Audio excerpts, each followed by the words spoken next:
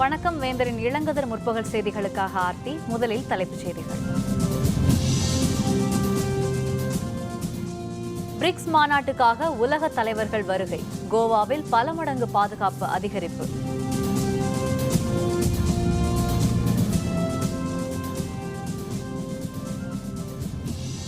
இந்தியர்களின் எண்ணம் கவர்ந்தவர் அப்துல் கலாம். 85வது பிறந்த நாளை ஒட்டி பிரதமர் புகழாரம்.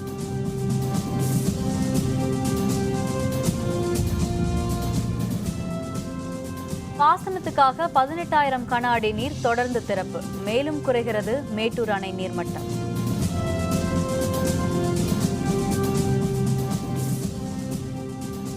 ஆப்கானிஸ்தான் எல்லையில் பாகிஸ்தான் விமான தாக்குதல். மக்கள் அலறியடித்து ஓட்டம்.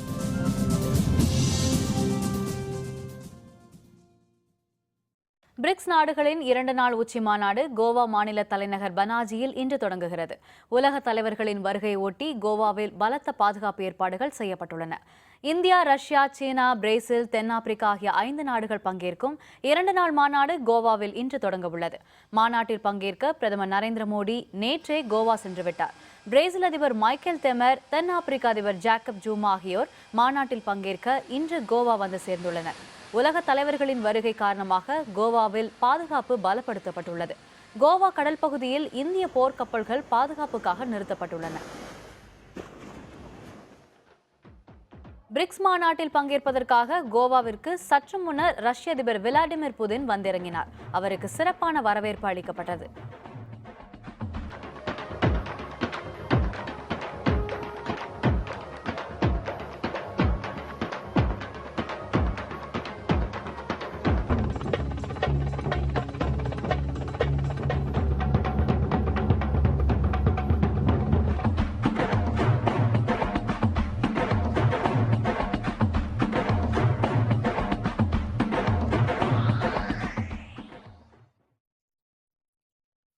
முன்னாள் குடியரசுத் தலைவர் APJ அப்துல் கலாமின் பிறந்த நாள் இன்று கொண்டாடப்படும் நிலையில் இந்தியர்களின் எண்ணங்களை கவர்ந்தவர் APJ அப்துல் கலாம் என்று பிரதமர் நரேந்திர மோடி பாராட்டு தெரிவித்துள்ளார்.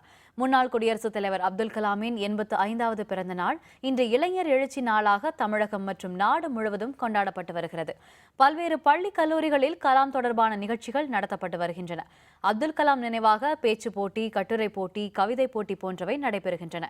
இந்நிலையில் மறைந்த மாமேதை அப்துல் கலாமின் பிறந்த நாளுக்காக பிரதமர் நரேந்திர மோடி ட்விட்டரில் வாழ்த்து தெரிவித்துள்ளார்.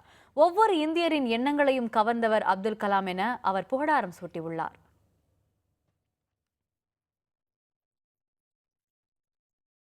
மேட்டூர் அணையிலிருந்து பாசனத்துக்கு 18,000 கன அடி நீர் தொடர்ந்து திறக்கப்பட்டு வருவதால் மேட்டூர் அணையின் நீர் இருப்பு 29 TMC-யாக குறைந்துள்ளது.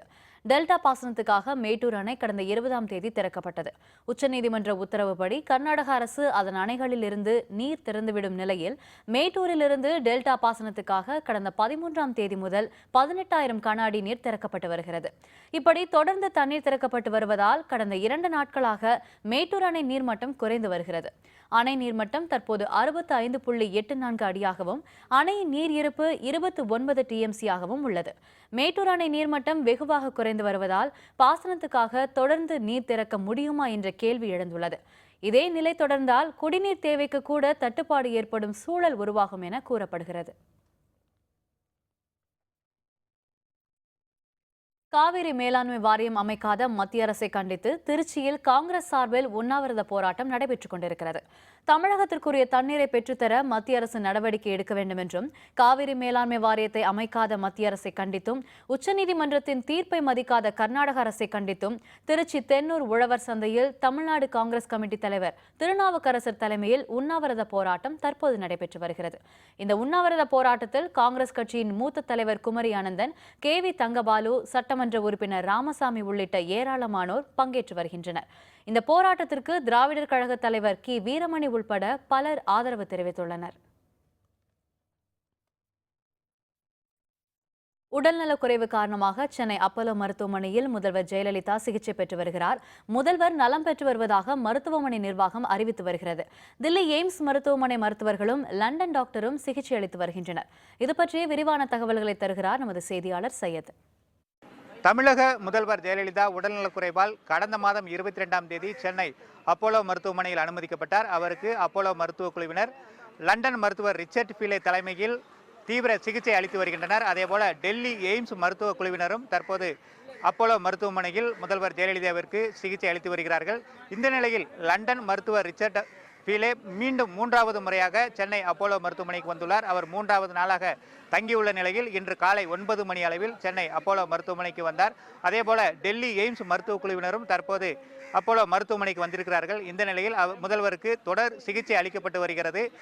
விரைவில் தமிழக முதல்வர் ஜெயலலிதா உடல்நலம் சீராகி வீடு திரும்புவார் என்று எதிர்பார்க்கப்படுகிறது. வேந்தர் செய்திகளுக்காக சென்னையிலிருந்து ஒளிப்பதிவாளர் விஜயுடன் சையது.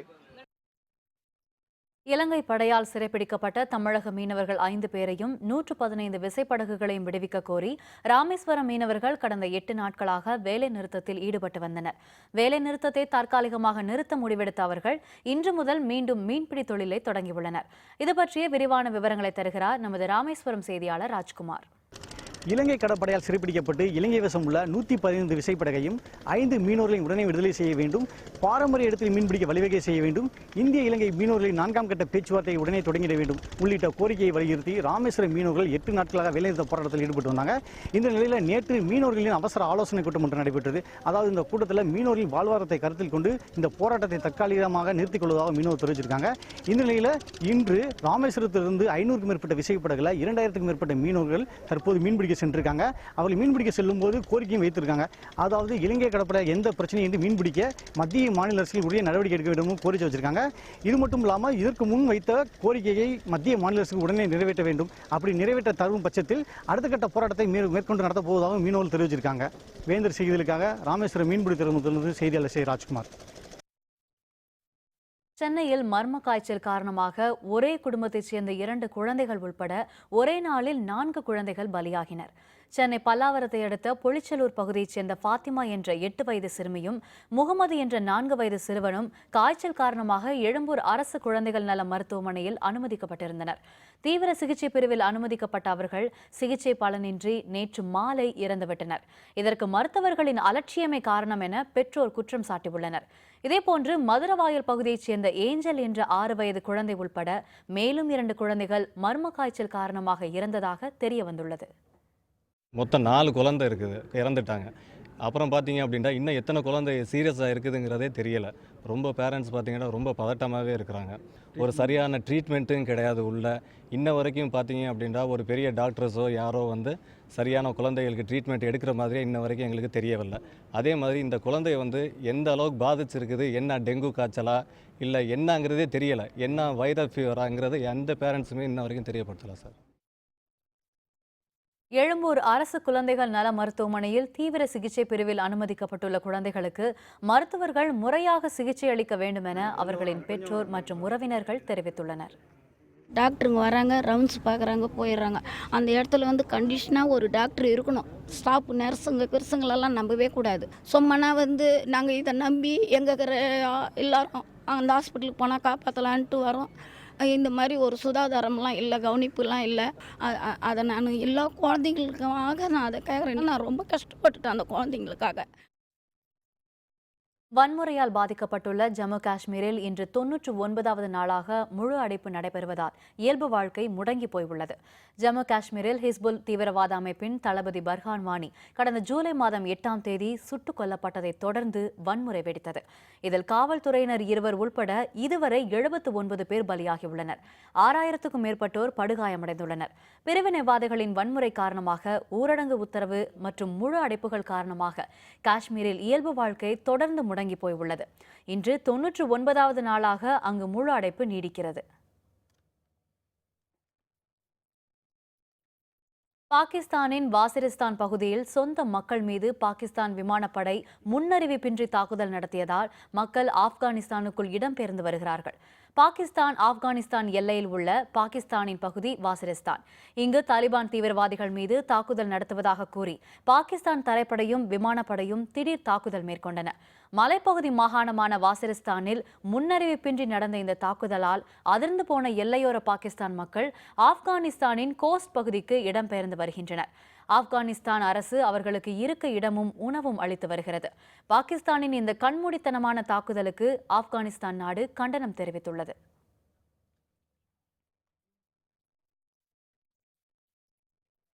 குடியரசுத் தலைவரிடம் திமுக மனு, கனிமொழி தகவல். விவரம் விளம்பர இடைவேளைக்கு பிறகு.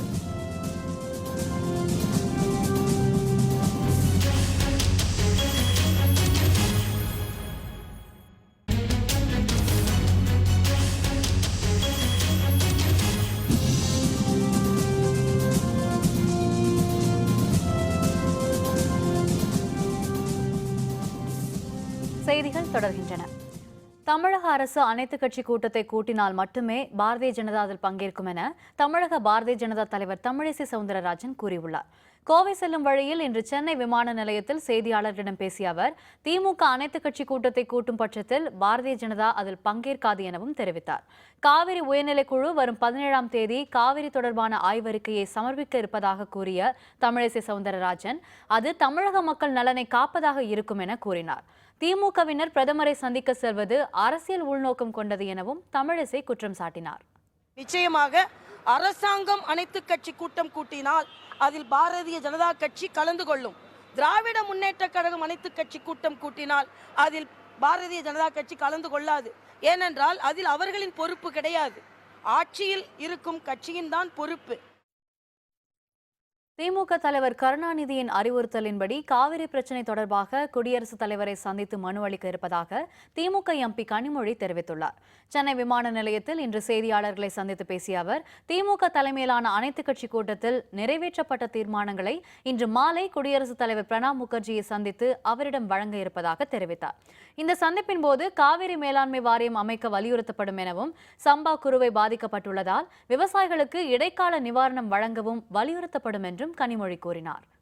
திராவிட முன்னேற்ற கழக எம்பிக்கள் தலைவர் கலைஞர் அவர்களின் அறிவுறுத்தலின்படி குடியரசுத் தலைவரை இன்று சந்தித்து காவிரி மேலாண்மை வாரியத்தை அமைக்க வேண்டும், விரைவிலே அமைக்க வேண்டும் என்று கோரிக்கை வைக்கப் போகிறோம். அது மட்டும் இல்லாமல் இடைக்கால நிவாரணத்தையாவது அவர்கள் அளிக்க வேண்டும் என்று குடியரசுத் தலைவர் அவர்களிடம் திராவிட முன்னேற்ற கழகத்தின் சார்பிலே கோரிக்கை வைக்கிறோம். திருவள்ளூர் அருகே வேனும் காரும் நேருக்கு நேர் மோதிக்கொண்டதில் 9 பெண்கள் உள்பட 11 பேர் படுகாயமடைந்தனர். திருவள்ளூர் மாவட்டம் கனகமாசத்திரம் பகுதியில் தனியார் ஆயத்த ஆடை நிறுவனம் அதற்கு சொந்தமான வேனில் பணியாளர்களை ஏற்றிக்கொண்டு சென்றது. ஒரு வளைவில் சென்றபோது எதிரே வந்த காரும் வேனும் நேருக்கு நேர் மோதிக்கொண்டன. இதில் வேனில் வந்த 9 பெண்கள் உள்பட 11 பேர் படுகாயமடைந்தனர். ஊர் மக்கள் உதவியுடன் உடனடியாக இவர்கள் அருகிலுள்ள மருத்துவமனைக்கு அழைத்துச் செல்லப்பட்டனர். கனகமாசத்திரம் காவல்துறையினர் வழக்கு பதிவு செய்து விசாரித்து வருகின்றனர். திருவள்ளூர் மாவட்டம் மேல்மணமேடு ஊராட்சித் தலைவர் படுகொலை செய்யப்பட்டது தொடர்பாக 8 பேரை காவல்துறையினர் கைது செய்துள்ளனர். வெள்ளவேடு அடுத்த மேல்மணமேடு ஊராட்சித் தலைவராக இருந்தவர் தங்கராஜ். நேற்று இவர் வழக்கம் போல் நடைப்பயிற்சி மேற்கொண்ட போது அடையாளம் தெரியாத சிலரால் வெட்டி படுகொலை செய்யப்பட்டார். தகவல் அறிந்து வந்த மாவட்ட காவல் கண்காணிப்பாளர் ஜாம்சன் கொலை நடந்த இடத்தை பார்வையிட்டு விசாரணை மேற்கொண்டார். இதனையடுத்து உண்மை குற்றவாளிகளை கைது செய்ய கோரி பொதுமக்கள் சாலை மறியலில் ஈடுபட்டனர். முன்பகை காரணமாகவும் வரும் உள்ளாட்சி தேர்தலில் தங்கராஜ் மனைவி வேட்புமனு தாக்கல் செய்திருப்பதாகவும் இதற்கு அப்பகுதியைச் சேர்ந்தவர்கள் எதிர்ப்பு தெரிவித்ததாகவும் விசாரணையில் தெரியவந்துள்ளது. இந்த சம்பவம் குறித்து கொலை செய்யப்பட்ட தங்கராஜின் சகோதரர் நித்யானந்தம் அளித்த புகாரின் அடிப்படையில் 8 பேரை கைது செய்து வெள்ளவேடு காவல்துறையினர் விசாரணை மேற்கொண்டு வருகின்றனர். உலக முட்டை நாளை முன்னிட்டு கோழி பண்ணையாளர்கள் நாமக்கல் அரசு மருத்துவமனைக்கு சென்று நோயாளிகளுக்கு வேக வைத்த முட்டைகளை வழங்கினர். ஒவ்வொரு ஆண்டும் அக்டோபர் 14ஆம் தேதி உலக முட்டை நாளாக கொண்டாடப்பட்டு வருகிறது. இந்த ஆண்டு உலக முட்டை நாள் நாமக்கல்லில் கொண்டாடப்பட்டது. அமெரிக்கர்கள் ஆண்டுக்கு 400 முட்டைகளை உண்பதாகவும் இந்தியர்கள் ஆண்டுக்கு 52 முட்டைகளை மட்டுமே உண்பதாகவும் புள்ளி விவரம் ஒன்று தெரிவிக்கிறது. இந்நிலையில் கோழி முட்டையின் பயன்பாடு குறித்து பொதுமக்களிடம் விழிப்புணர்வை ஏற்படுத்தும் விதமாக நாமக்கல் கோழி பண்ணையாளர்கள் அரசு மருத்துவமனையில் அனுமதிக்கப்பட்டுள்ள நோயாளிகளுக்கும் பொதுமக்களுக்கும் வேக வைத்த முட்டைகளை வழங்கினர். பல்வேறு பழங்களில் கிடைக்கும் சத்துக்கள் ஒரே முட்டையில் கிடைப்பதாக அம்மாவட்ட மருத்துவமனையின் மருத்துவர் கண்ணப்பன் செய்தியாளர்களிடம் தெரிவித்தார். ஃப்ரூட்ஸ் எப்படி நம்ம சொல்கிறோமோ, நிறைய ஃப்ரூட்ஸ் சாப்பிடுங்க, அதில் விட்டமின்ஸ் இருக்குது, மினரல்ஸ் இருக்குது அப்படின்னு சொல்கிறோமோ, அதுக்கு ஈக்குவலாக எக்லேயும் இருக்குது. அடிஷ்னலாக நிறைய ப்ரோட்டீன், பெஸ்ட் ப்ரோட்டீன் இருக்குது. So egg is best for health. மஞ்சள் கருவோடு இந்த முட்டையை சாப்பிட்டா தான் அந்த முட்டை உள்ள பயன் இருக்கும். அதனால் எல்லாருமே முட்டையை மஞ்சள் கருவோடையே சாப்பிடுங்க. நிறைய முட்டை சாப்பிடுங்க, நல்லா ஹெல்த்தியாக இருக்கலாம். டெய்லியும் தினம் ஒரு முட்டை சாப்பிட்டா 4 ஒரு முட்டை நலமுடன் வாழ 4 ஒரு முட்டை சாப்பிட்டு சொல்லுவாங்க. இது நாளைக்கு 2 முட்டை கூட சாப்பிடலாம், ஒன்றும் பாதிக்காது. கடந்த 6 ஆண்டுகளாக நடைபெறும் செங்கோட்டை புனலூர் இடையிலான அகல ரயில் பாதை பணிகள் வரும் மார்ச் மாதத்துக்குள் நிறைவடையும் என தென்னக ரயில்வே கட்டுமான பிரிவின் தலைமை நிர்வாக அலுவலர் சுதாகர் ராவ் தெரிவித்தார். செங்கோட்டை புனலூர் இடையிலான 49 கிலோமீட்டர் தொலைவிலான பாதையின் நடுவே 5 குகைகள் உள்ளன. இந்த பகுதியில் அகல ரயில் பாதை பணி கடந்த 6 ஆண்டுகளாக நடைபெற்று வருகிறது. நேற்று காலை தென்மலை எடமன் பகுதிகளில் நடைபெற்று வரும் பணிகளை தென்னக ரயில்வே கட்டுமான பிரிவின் தலைமை நிர்வாக அலுவலர் சுதாகர் ராவ் ஆய்வு செய்தார். பின்னர் செய்தியாளர்களுடன் பேசிய அவர், கேரளத்தில் புனலூர் எடமன் வரையிலான அகல ரயில் பாதை பணிகள் முடிந்துள்ளதாக தெரிவித்தார். தமிழகத்தில் பகவதிபுரம் எடமன் வரையிலான பணிகள் முடியும் நிலையில் இருப்பதாகவும் சுதாகர் ராவ் குறிப்பிட்டார். We are here to commission this line, Sengotai to Punalur, for in connection with the commissioning. So we want to commission by March this section. New tunnel is already, the other end is already we have reached, and only some finishing works are there. Now other residual works are in progress, and that will be completed in another 1 month time. பால் உற்பத்தியாளர்கள் இதுவரை நடத்திய எந்த போராட்டத்திற்கும் தீர்வு கிடைக்காததால் இனி நீதிமன்றத்தின் மூலமே தங்களது பிரச்சனைகளுக்கு தீர்வு காண்பது என தமிழ்நாடு பால் உற்பத்தியாளர்கள் நலச்சங்க மாநில செயற்குழு கூட்டத்தில் முடிவு செய்யப்பட்டுள்ளது. தமிழ்நாடு பால் உற்பத்தியாளர்கள் நலச்சங்கத்தின் மாநில செயற்குழு கூட்டம் மாநில தலைவர் செங்கோட்டுவேல் தலைமையில் சேலத்தில் நடைபெற்றது. இந்த கூட்டத்தில் மாநிலத்தின் பல்வேறு பகுதிகளில் இருந்து நிர்வாகிகள் கலந்து கொண்டனர். கூட்டத்தின் பால் உற்பத்தியாளர்கள் சந்தித்து வரும் இன்றைய பிரச்சனைகள் குறித்தும் இதற்கான தீர்வுகள் குறித்தும் கலந்து ஆலோசனை செய்யப்பட்டது. பின்னர் செய்தியாளர்களுடன் பேசிய மாநில தலைவர் செங்கோட்டுவேல், தமிழகத்தில் தொகுப்பு பால் குளிரூட்டும் நிலையங்களில் பாலின் அளவு மற்றும் தரத்திற்கு ஏற்ற வகையில் பணம் வழங்க வேண்டும் என்ற அரசின் உத்தரவை சேலம் மாவட்டத்தில் செயல்படுத்த அலுவலர்கள் மறுப்பதாகவும், இது தொடருமானால் அலுவலர்கள் மீது நீதிமன்ற அவமதிப்பு வழக்கு தொடரப்போவதாகவும் அவர் தெரிவித்தார். தமிழ்நாடு பால் உற்பத்தியாளர் நலச்சங்கத்தை பொறுத்த மட்டும் மக்களை கூட்டி கொண்டு வந்து வீதியில் நிறுத்தி வெயிலில் நிறுத்தி போராட்டம் நடத்துறதில் நம்பிக்கை இல்லை எனக்கு. ஒன்று அதிகாரிகளுக்கு முறையாக விண்ணப்பம் அளிக்கிறோம், வேண்டுகோள் வைக்கிறோம், அவங்ககிட்ட போய் பேசுகிறோம். அதற்கு மேலே ஒன்றும் நடக்கலைன்னா நீதிமன்றம் தான். காஞ்சிபுரம் மாவட்டம் செங்கல்பட்டு அருகே மரத்தில் கார் மோதியதில் 3 கல்லூரி மாணவர்கள் அந்த இடத்திலேயே உயிரிழந்தனர். காட்டாங்குளத்தூரில் பயிலும் கல்லூரி மாணவர்கள் சிலர் இன்று திருச்சியிலிருந்து சென்னை நோக்கி காரில் வந்து கொண்டிருந்தனர். மறைமலை நகர் அருகே வந்தபோது கார் திடீரென நிலை தடுமாறி மரத்தில் மோதியதில் காரில் வந்த சுபல் சிங், சன்மார்க்கர் சிங் மற்றும் நீல்கொண்ட் ஆகிய 3 மாணவர்கள் அந்த இடத்திலேயே உயிரிழந்தனர். மேலும் சிக்கர் சிங், நீலோக், சிவாங்கிக் ஆகிய 3 மாணவர்கள் பலத்த காயங்களுடன் பொத்தேரியில் உள்ள தனியார் மருத்துவமனையில் அனுமதிக்கப்பட்டுள்ளனர். எகிப்து நாட்டில் தீவிரவாதிகள் தாக்குதல், 12 ராணுவத்தினர் பலி. விவரம் விளம்பர இடைவேளைக்கு பிறகு.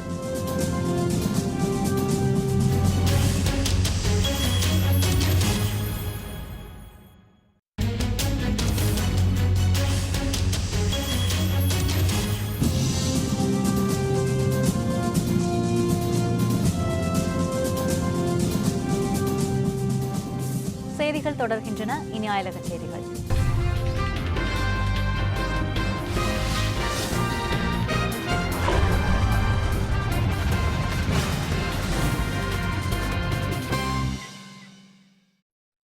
எகிப்து நாட்டின் சினாய் பகுதியில் சோதனை சாவடியை குறிவைத்து தீவிரவாதிகள் நடத்திய திடீர் தாக்குதலில் 12 வீரர்கள் பலியாகினர். எகிப்தின் சினாய் தீபகற்ப பகுதியில் உள்ள ஒரு சோதனை சாவடி மீது ஆயுதம் ஏந்திய தீவிரவாதிகள் சிலர் திடீர் தாக்குதல் நடத்தினர். துப்பாக்கி மற்றும் மாட்டர் பீரங்கிகள் மூலம் நடத்தப்பட்ட இந்த தாக்குதலில் எகிப்து பாதுகாப்பு படை வீரர்கள் 12 பேர் கொல்லப்பட்டனர். 8 பேர் படுகாயமடைந்து மருத்துவமனையில் அனுமதிக்கப்பட்டனர். இந்த தாக்குதலுக்கு IS தீவிரவாத அமைப்பு பொறுப்பேற்றுள்ளது.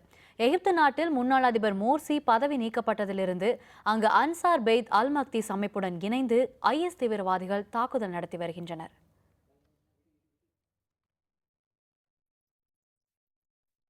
தென் அட்லாண்டிக் பெருங்கடலில் அமைந்துள்ள ஃபாக்லாந்து தீவில் பிரிட்டன் படைகள் ராணுவ ஒத்திகை நடத்துவதற்கு அர்ஜென்டினா எதிர்ப்பு தெரிவித்துள்ளது. தென் அட்லாண்டிக் கடலில் அர்ஜென்டினா நாட்டின் அருகே உள்ள சிறிய தீவு ஃபாக்லாந்து. மால்வினாஸ் என்று அர்ஜென்டினாவினால் அழைக்கப்படும் இந்த தீவை நீண்ட காலமாக பிரிட்டன் தனது ஆதிக்கத்தில் வைத்துள்ளது. இந்த தீவு யாருக்கு சொந்தம் என்பது தொடர்பாக 1982ஆம் ஆண்டு இந்த இரு நாடுகளுக்கும் இடையே போர் நடைபெற்றது. இந்நிலையில் ஃபாக்லாந்து தீவில் இம்மாதம் 19ஆம் தேதி முதல் 28ஆம் தேதி வரை போர் பயிற்சி நடத்த பிரிட்டன் முடிவு செய்துள்ளது. இதற்கு கடும் எதிர்ப்பு தெரிவித்துள்ள அர்ஜென்டினா ராணுவ ஒத்திகையை நிகழ்த்தக்கூடாது என்றும் இந்த தீவை மீண்டும் தங்கள் வசம் ஒப்படைக்க வேண்டும் என்றும் வலியுறுத்தியுள்ளது. இஸ்ரேல் நாட்டிடமிருந்து 10 பில்லியன் அமெரிக்க டாலர்கள் மதிப்பில் எரிவாயு இறக்குமதி செய்யும் ஒப்பந்தத்தை ரத்து செய்யக் கோரி ஜோர்தான் மக்கள் ஆயிரக்கணக்கானோர் சாலைகளில் திரண்டு போராட்டத்தில் ஈடுபட்டனர். தலைநகர் அம்மானில் திரண்ட அவர்கள் எரிவாயு இறக்குமதி ஒப்பந்தம் தங்கள் நாட்டின் பொருளாதாரத்தை சீர்குலைத்துவிடும் என அச்சம் தெரிவித்தனர். மக்களுக்கு நன்மை அளிக்காத இந்த ஒப்பந்தத்தை உடனடியாக ரத்து செய்ய வேண்டும் என வலியுறுத்தினர். கோரிக்கை வாசகங்கள் கொண்ட பதாகைகளை தங்களது கைகளில் ஏந்தியபடி அவர்கள் முழக்கங்களை எழுப்பினர். போராட்டக்காரர்களை கட்டுப்படுத்த திரளான காவல்துறையினர் பாதுகாப்பு பணியில் ஈடுபட்டனர்.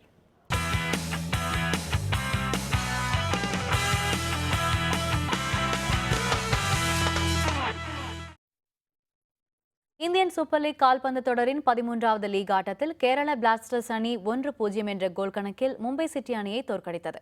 இதன் மூலம் இந்த சீசனில் முதல் வெற்றியை பதிவு செய்துள்ளது கேரள அணி. கொச்சியில் நேற்று நடைபெற்ற இந்த ஆட்டத்தின் முதல் பாதியில் முழுவதுமாக கேரள அணியின் கையே ஓங்கியிருந்தது. பின்னர் நடைபெற்ற இரண்டாவது பாதி ஆட்டத்தின் 58வது நிமிடத்தில் சோப்ரா கோல் அடித்தார். இதனால் கேரள அணி 1-0 என்ற கோல் கணக்கில் முன்னிலை பெற்றது. இதன் பிறகு மும்பை அணி ஸ்கோரை சமன் செய்ய போராடியும் அது பலன் தரவில்லை. இறுதியில் கேரள அணி 1-0 என்ற கோல் கணக்கில் வென்றது. மும்பை அணி 7 புள்ளிகளுடன் புள்ளிகள் பட்டியலில் 2வது இடத்தில் உள்ளது. கேரள அணி 4 புள்ளிகளுடன் 6வது இடத்தில் உள்ளது.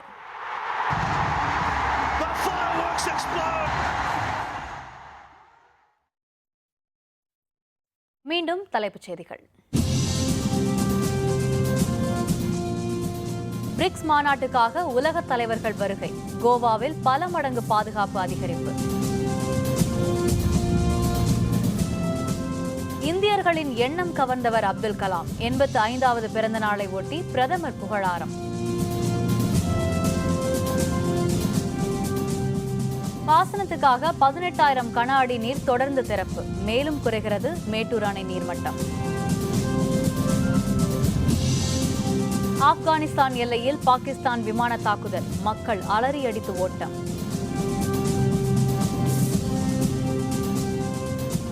இத்துடன் வேந்தரின் இளங்கதிர் முற்பகல் செய்திகள் நிறைவடைந்தன. மீண்டும் பகல் 1:30 மணிக்கு வேந்தரின் உச்சிவேளை பகல் செய்திகளில் சந்திப்போம். வணக்கம்.